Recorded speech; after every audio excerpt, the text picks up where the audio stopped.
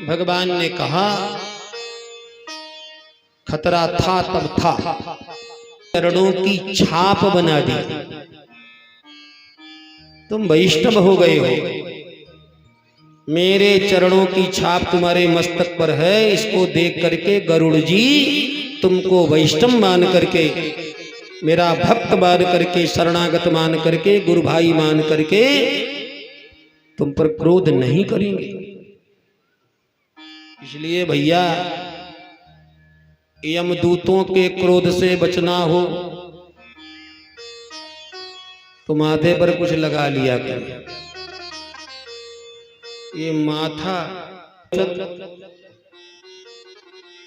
Inter करते हो, BA करते हो, एमए करते हो, एलएलबी करते हो, इंजीनियरिंग करते हो, ये करते हो, ये करते हो, और इसी की बदौलत उड़ रहे हो। किसकी बदौलत? इसकी बदौलत।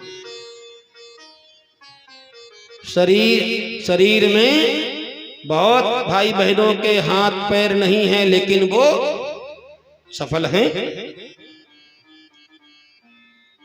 अरे किडनी बिडनी में गड़बड़ हो जाए तो निकल जाती, फिर भी चलता है। लेकिन यदि खोपड़ी का एक स्क्रू ढीला हो जाए तो सारी विद्वता, सारी योग्यता, सारी सफलता दो कौड़ी की हो जाती। फिर तो बांधो रस्सी से, ले चलो पागल खाने में। इसलिए भैया ये भी धर्म है, जो जय सब जिन सब दियो ताही बिसरायो, ऐसो नमक हराम। इस मस्तिष्क के बदौलत ही हमको मिलता है, इसलिए मस्तिष्क पर कुछ न कुछ लगा लिया कर, इसका भी सम्मान है। पैरों को मोजा, जूता और क्या क्या नहीं, लोग कितना खर्च करते हैं। बाप रे बाप, पानी जैसा पैसा पूरे शरीर को सजाने के लिए, लेकिन जिस माथे की बदौलत सब मिला है, थोड़ा इस पर भी कुछ न कुछ लगा लिया था। आप सनातन धर्मी हैं, ऋषियों के वंशज हो। मस्तक खाली एक दिन 26 जनवरी को, 15 अगस्त को गीत गाने से काम नहीं चलेगा। इस मिट्टी से तिलक करो, ये मिट्टी है बलिदान। ये पृथ्वी देवी को लोग, दुकानदार, हमने देखा अपनी आंखों से, किसान खेत में जाएगा प्रणाम करता है, दुकान खोलेंगे तो सेठ जी दुकान को प्रणाम करते हैं। अरे भैया तो थोड़ा उनका अंश लगा लो माथे, मिट्टी तो है, ये मिट्टी और कुछ नहीं है, ये कोई केमिकल नहीं है, केवल मिट्टी मिट्टी मिट्टी, सफेद मिट्टी। जैसा भी हो, मस्तक शून्य नहीं होना चाहिए। अपने जैसी आपकी रुचि हो, जो आपका संप्रदाय हो, जो आपका ढंग हो, उस हिसाब से मस्तक पर कुछ न कुछ, मस्तक का भी सम्मान करो, आदर करो। भगवान ने कहा जाओ, अब गरुड़ जी से कोई खतरा नहीं, कोई खतरा। ये सब हुआ, भगवान का वेणु गीत है। भगवान ने बंसी बजाई, भगवान ने महारास किया, भगवान ने गोपियों के वस्त्र चीर हरण किया। चीर हरण महाराज का प्रसंग बड़ा अद्भुत है। इसके बाद भगवान ने व्योमासुर का वध किया, केसी का वध किया, अरिष्टासुर का वध किया, शंखचूड का वध किया। धीरे धीरे 11 वर्षें हो गई। अब नारद जी को लगा अब कंस भी निपटना चाहिए,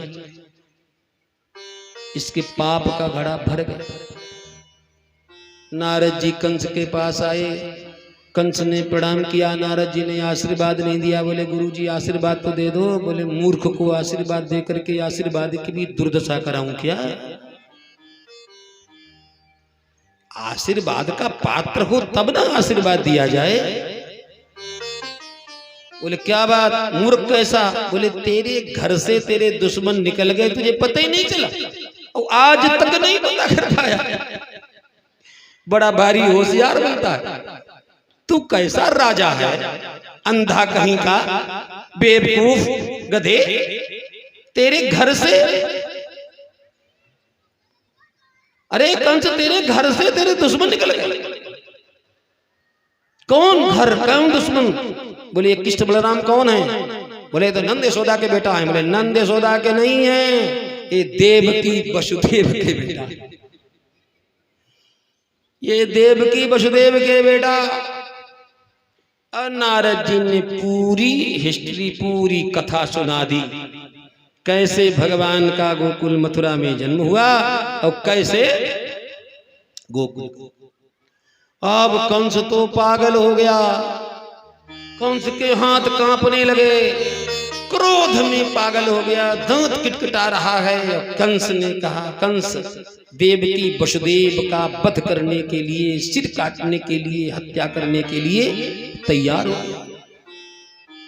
नारद जी ने कहा वाह क्या बात, शाबाश, अभी तक तो मूर्खता की, अब महामूर्खता करने जा रहा है। महामूर्खता? बोले कैसी महामूर्खता?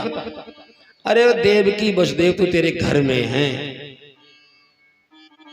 वो तो तेरे खेत की गाजर मूली हैं, उनको तो कभी भी निपटाया जा सकता है। अच्छा ये बता, देवकी से वसुदेव से खतरा है कि कृष्ण बलराम से? बोले खतरा तो कृष्ण बलराम से, इसलिए पहले उनको निपटा, कृष्ण बलराम को नहीं। तूने यदि कहीं देवकी वसुदेव को सताया, परेशान किया, तो कृष्ण बलराम अभी जो खुले में रहते हैं छिप जाएंगे और छिप करके छापामारी करके तुझे निपटा देंगे, कभी पता ही नहीं चलेगा। इसलिए कृष्ण बलराम को छिपने का मौका मत दे, उनके विश्वास को जीत। नारद जी चले गए। कंस घबरा रहा है। कंस ने अक्रूर को बुलाया, अक्रूर से कहा, अक्रूर मथुरा में सब दुश्मन हैं हमारे, देवकी वसुदेव बड़े गद्दार निकले, विश्वासघाती निकले, इन्होंने अपने बेटों को गोकुल भेज दिया, यही मेरे दुश्मन हैं। कृष्ण बलराम मेरा रथ लेकर के जाओ, उनको ले आओ, मैं यहाँ एक यज्ञ का नाटक कर रहा हूं, यज्ञ में शामिल होने के लिए बुला लाओ। और यहाँ हमारे कुबलिया, हमारा कुबलिया पीढ़ हाथी, चाड़ूर मुष्टिक सलतोसल कोट और हजारों की संख्या में सैनिक, सेनापति, दैत्य मिलकर के उन दोनों को मार डालेंगे। जाओ कल जाओ। अक्रूर ने कहा महाराज ये आपको राय किसने दी? बोले क्यों? जिसने कृष्ण बलराम को बुलाने की राय दी वो तुमको फूटी आंखों से देखना नहीं चाहता है, उसकी आंखों में तुम खटक रहे हो, वो जल्दी से जल्दी तुमको निपटवाना चाहता है। महाराज ये तो आपको मालूम ही है कि कृष्ण बलराम हमारे काल हैं। महाराज मौत को दूर धकियाया जाता है कि बुलाया जाता है पास में? अरे साधारण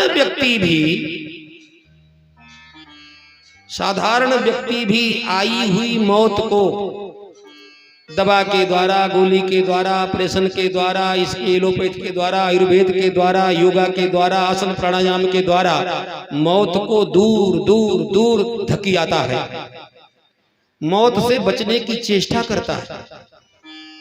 महाराज कोई भी मौत को अपने पास नहीं बुलाता है, लेकिन तुम एक ऐसे अजीब आदमी मुझे दिखाई दे रहे हो कि अपनी मौत के लिए अपना रथ भेज रहे हो